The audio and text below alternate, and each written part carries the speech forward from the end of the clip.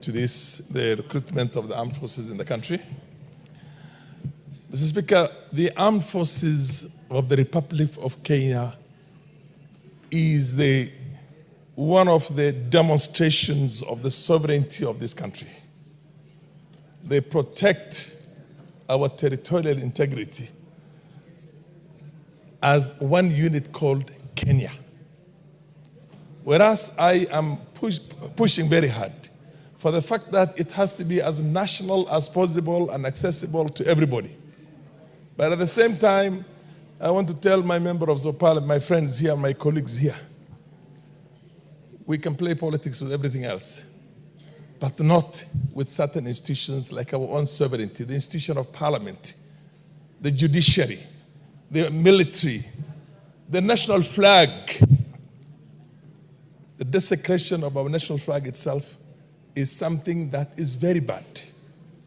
When we allow democracy and the so-called human rights to go wild and bring in anarchy and chaos to the extent we take it in a very simple manner, sacrosanct institutions of the country, we have a problem. Mr. Speaker. Order. Madam Speaker, I am just saying this in line with what is there. My position is that let us protect the institutions, the sanctity of the institutions that clearly make us an indivisible nation with only one identity called Kenya. So let's not tribalize anything.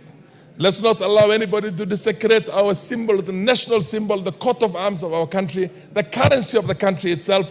Those are things that cannot be desecrated at any time. Anybody who does that, in the hope that we are having an expanded democratic space, that does not happen in any democracy. So mine is to say, as Kenyans, as nationals, let us always make sure that we protect the institutions that keep us together and the sanctity of those institutions, and more so our armed forces, like I've said, our national flag, our sovereignty, our territorial integrity, all those things that essentially make us one unit when we should always come together. Thank you, Madam Speaker.